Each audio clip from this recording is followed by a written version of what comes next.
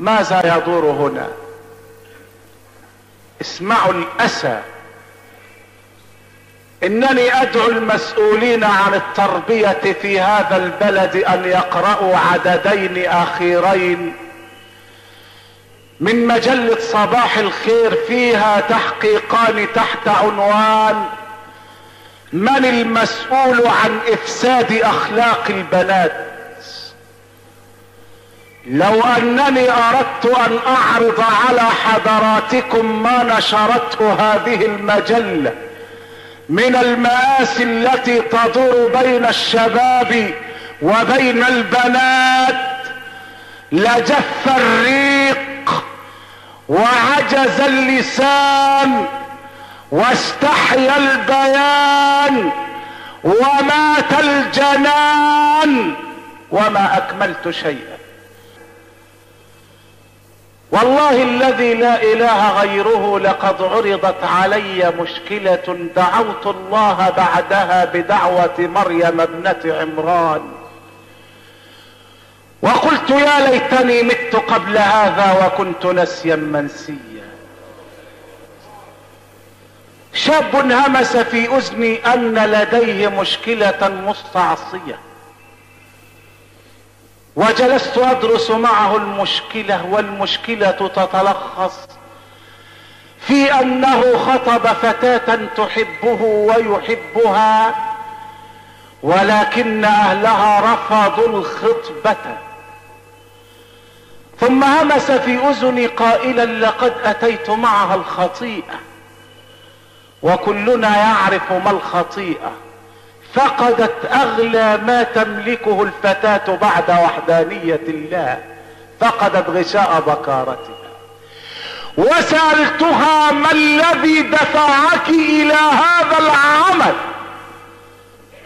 فبكت وقالت انا لست حزينة على غشاء البكارة، فانني استطيع ان اركب غيره كما تفعل الزميلات، ولكني حزينة على رفض اهلي لانني احبه.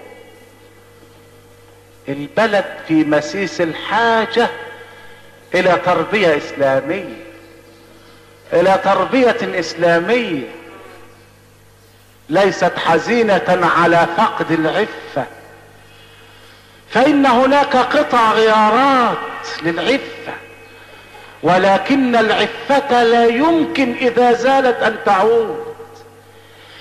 يرحم الله فاطمة بنت محمد، يرحمك الله يا فاطمة يا زهراء يا ام الحسن والحسين، يرحمك الله يا من قال فيك سيدنا محمد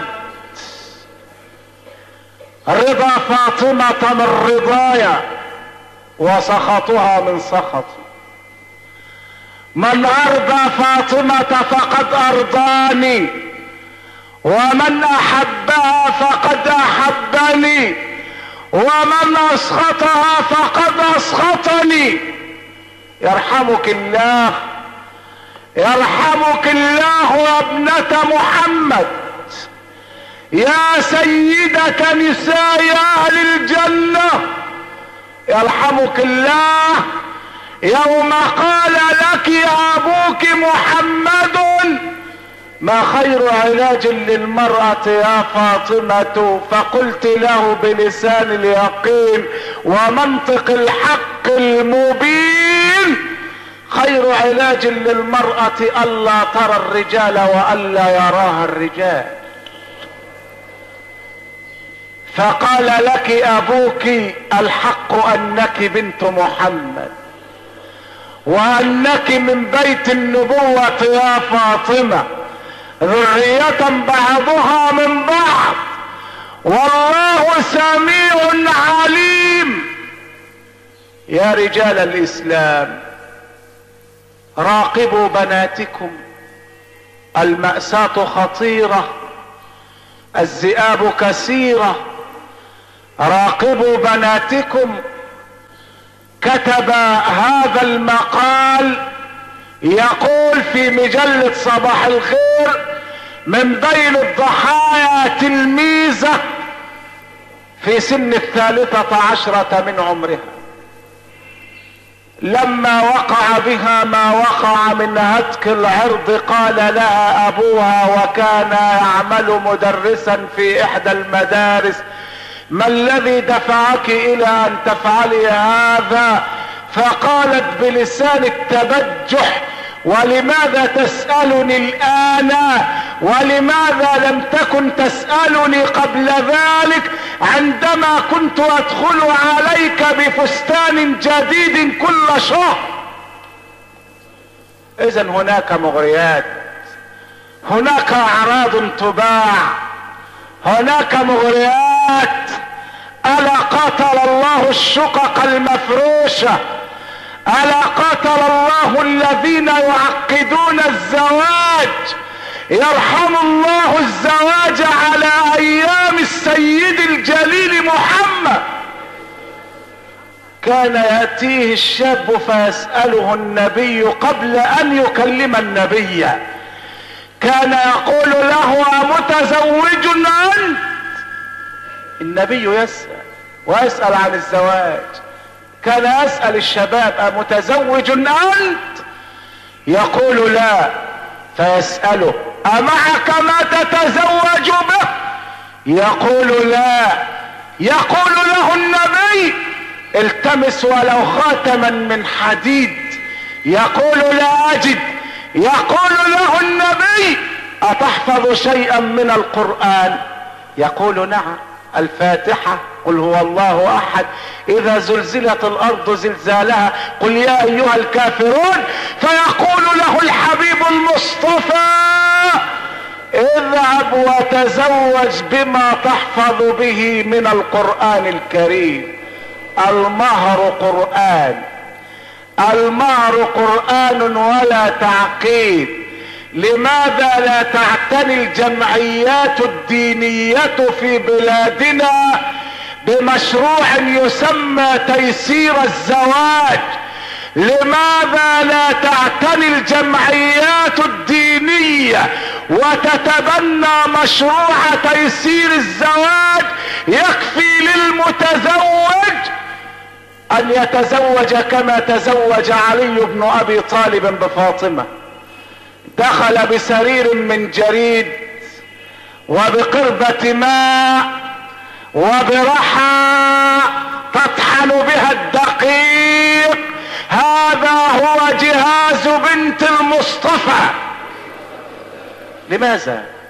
لماذا لا يتزوج الشاب بسرير وحصير حتى يوسع الله عليه؟ لماذا؟ ان النوم على الحصير في طاعة الله افضل بكثير من النوم على الحرير في معصية الله. لماذا عقدتم الزواج؟ لماذا عقدتم الزواج يا أمة محمد؟ ونبيكم كان لا يعرف التعقيد أبدا. لماذا لا ينامون على الحصير في طاعة الله خير من أن يناموا في الشقق المفروشة في غضب الله؟ لماذا؟ يسروا الزواج. لا بد من البحث في هذه المشكلة، فإنها مشكلة مستفحلة لا تقل خطورة عن مشاكل المواصلات والمساكن، بل هي أشد خطورة. يسروا الزواج حتى لا يقع الشباب والفتيات في الزنا، وبشر الزاني بخراب بيته ولو بعد حين. ولكن ماذا اقول؟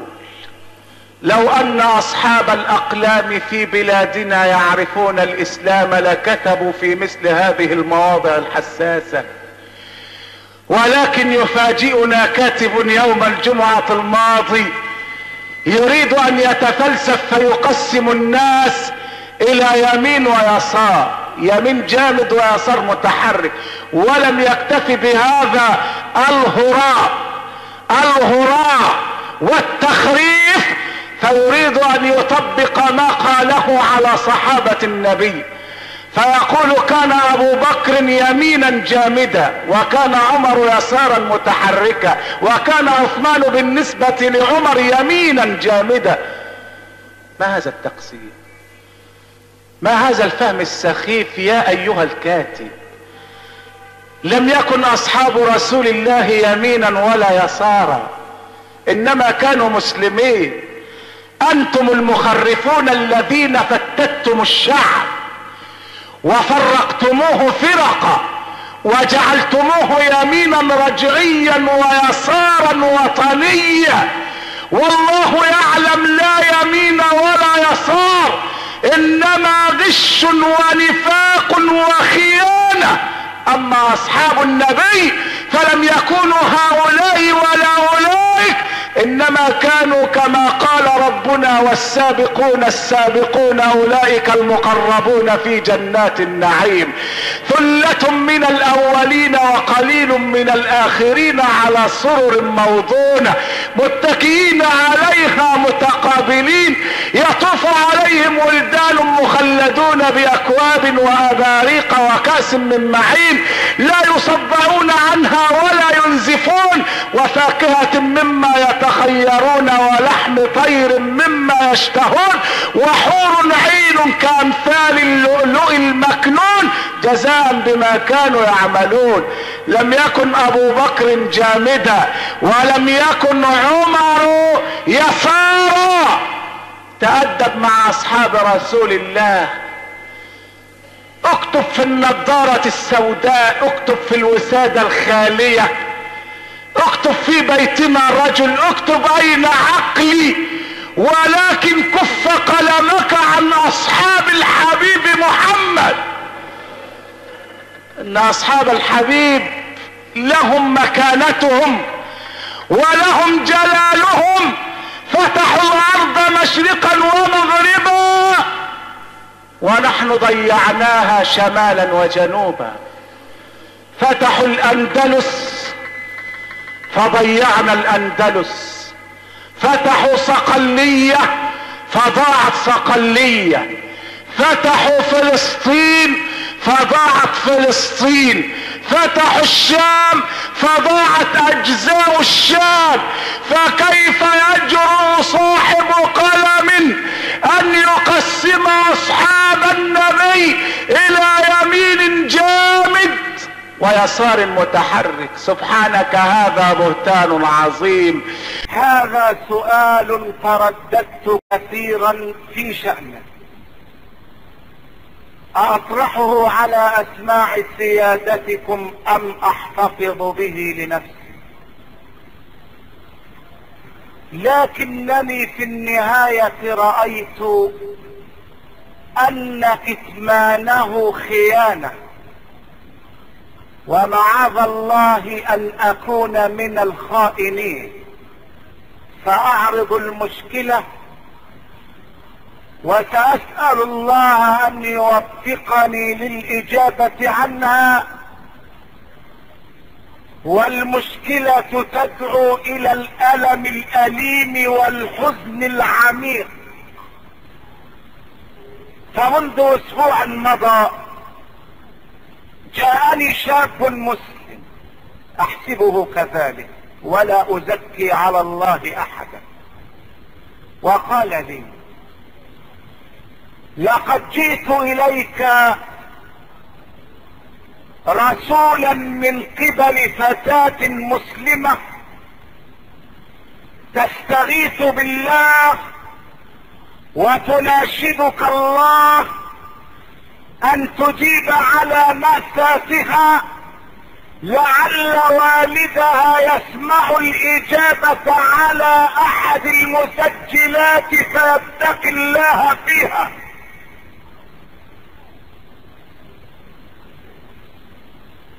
من ثم أو من هنا علمت أن المسألة أصبحت قيدا في عنقي، وكل إنسان ألزمناه طائره في عنقه.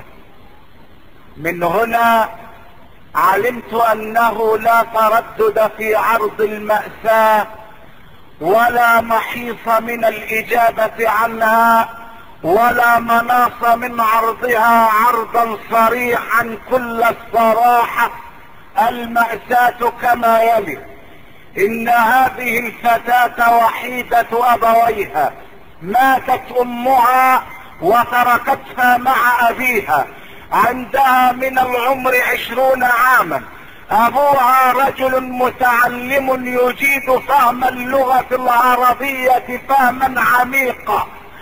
اراد ابوها ان يعاشرها معاشرة الازواج فابت عليه، وقالت له: يا ابت اتق الله فانني مسلمة وانت مسلم.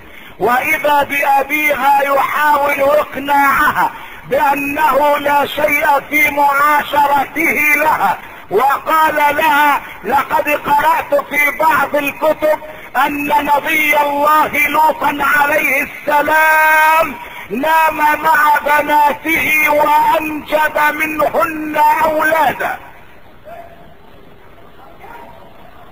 من هنا واشهد الله على صدق ما اقول،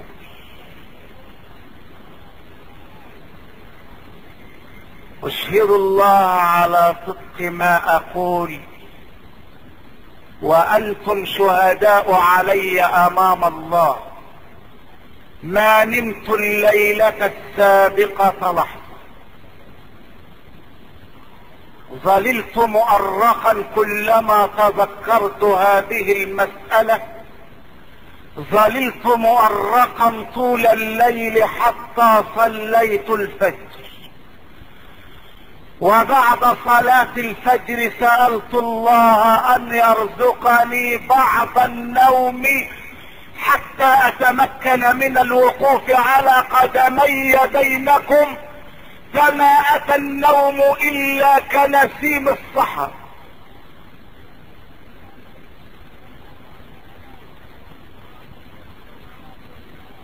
المأساة عميقة، والاعلام استاذ في الضلال، والافلام مسمومة، والاقلام ملتاعة.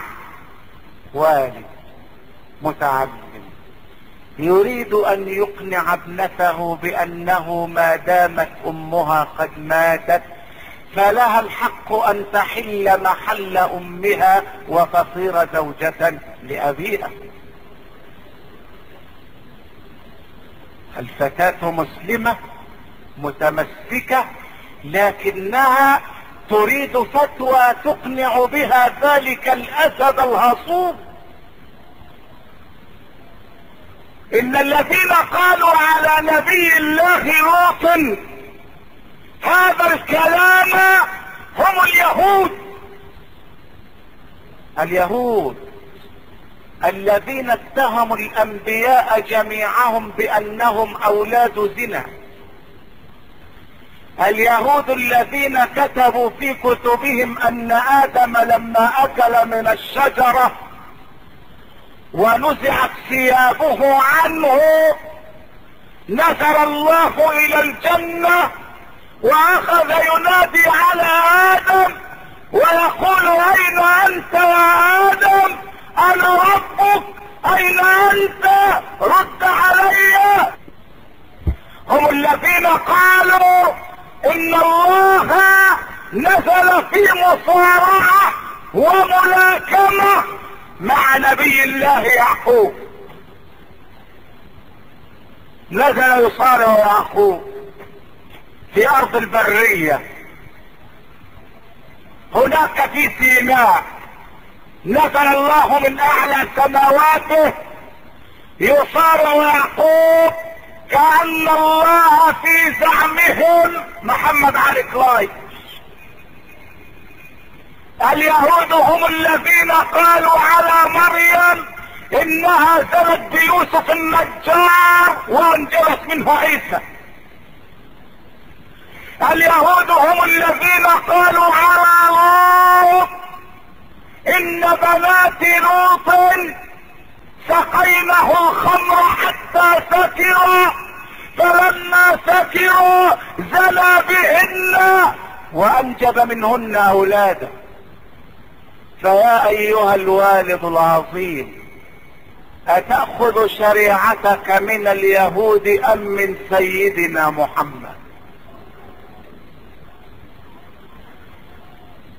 يا ايها الوالد، اتأخذ احكام الشريعة من كتب اليهود ام تأخذها من كتاب الله جل في علاه؟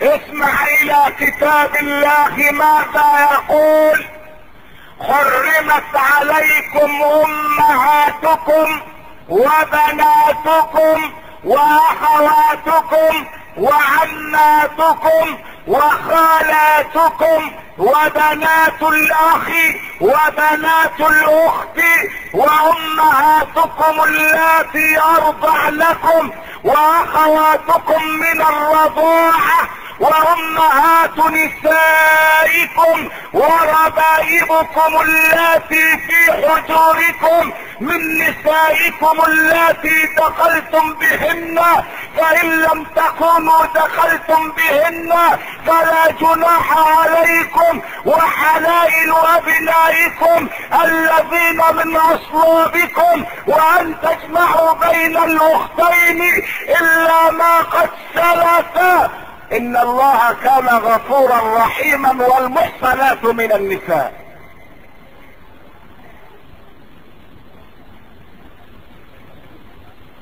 فتعال يا سيدي، تعال يا سيدي لأناقشك الحساب. ان كنت تجيد فهم اللغة العربية، فما معنى قوله تعالى: حرمت عليكم امهاتكم وبناتكم واخواتكم؟ ان المحرم هنا ليس هو الزنا، فالزنا امر مفروغ منه لا يجوز للآية ان تصرح به ادنى تصريح. انما المحرم هنا هو عقد الزواج. عقد الزواج يعني ذهابك مع امك الى المأذون ليعقد لك عليها، هذا حرام. فاذا كان العقد على الورق بالحبر حراما، فما بالك بالنوم معها وجماعها؟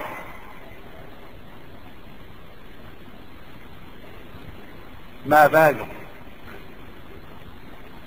أليست بنتك داخلة في قوله تعالى: وبناتكم؟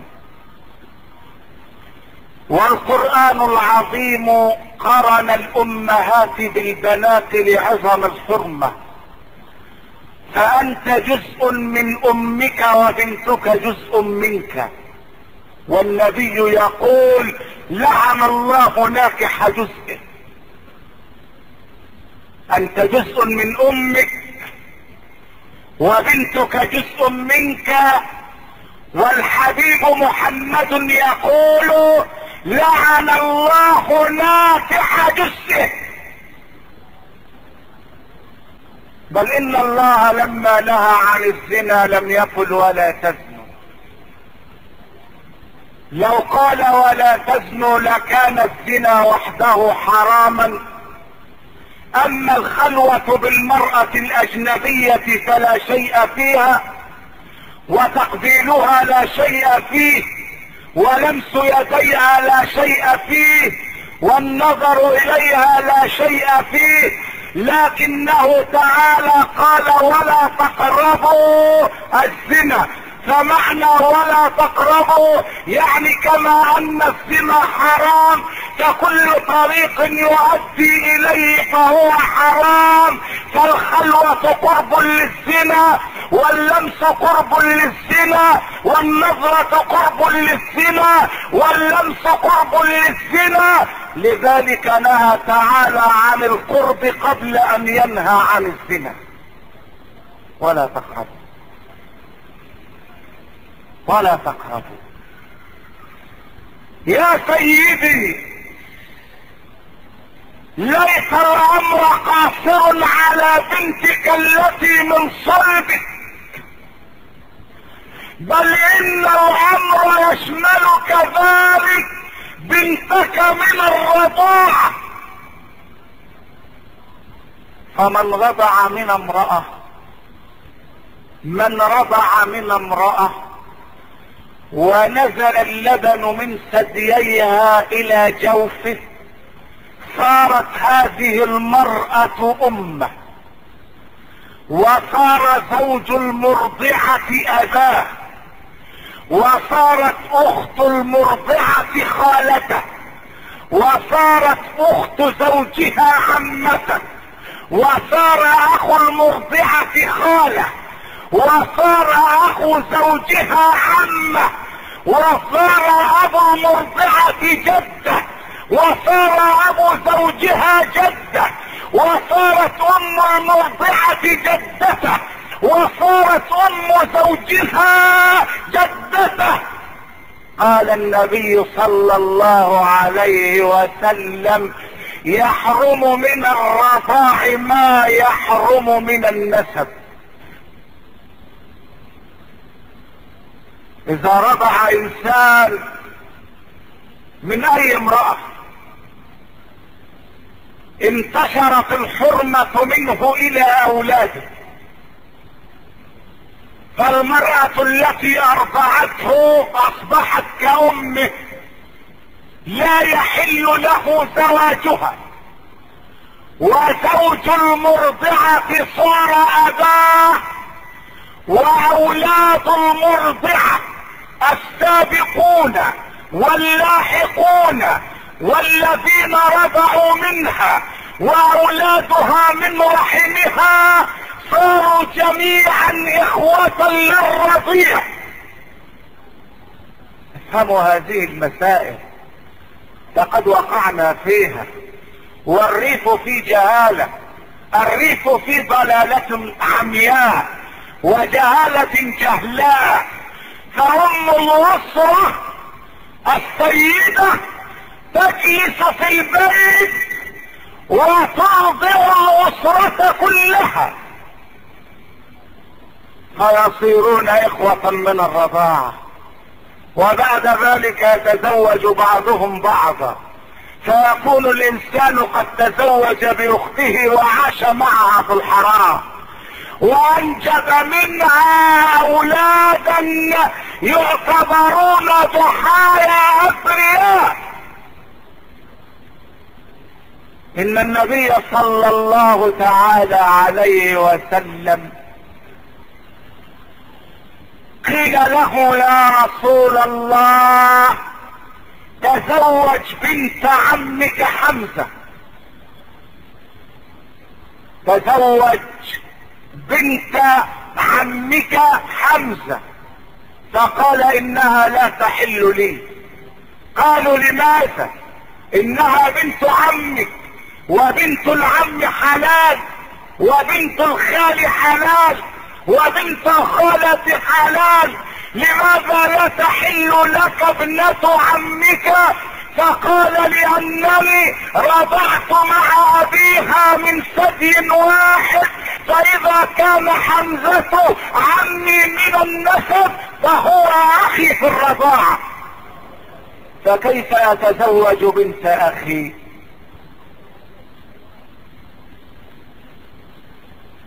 حمزة عم رسول الله لانه ابن عبد المطلب، لكنه رضع مع النبي من ثدي واحد لانهما ولدا معا. رضع النبي من سويبة جارية عمه ابي لهب، ورضع حمزة من سويبة نفسها جارية اخيه ابي لهب، فصار حمزة اخا لرسول الله من الرضاعة، ذلك يحرم على رسول الله ان يتزوج بنت اخيه من الرضاعة لانه صار عمها. فاذا كان الله تعالى قد حرم من الرضاع ما يحرم من النسب، من الرضاع يعني ليست بنتك من صلبك لكنها رضعت من زوجتك، فاذا رضعت البنت من زوجتك صارت بنتا لك، بنتا لك، وان كنت لا تمت اليها بصلة القرابة ولا صلة النسب، الا انها لما رضعت من زوجك او من زوجتك صارت بنتا لك من الرضاعة، وصار مثلها مثل بنتك من صلبك. فيا اخي اتق الله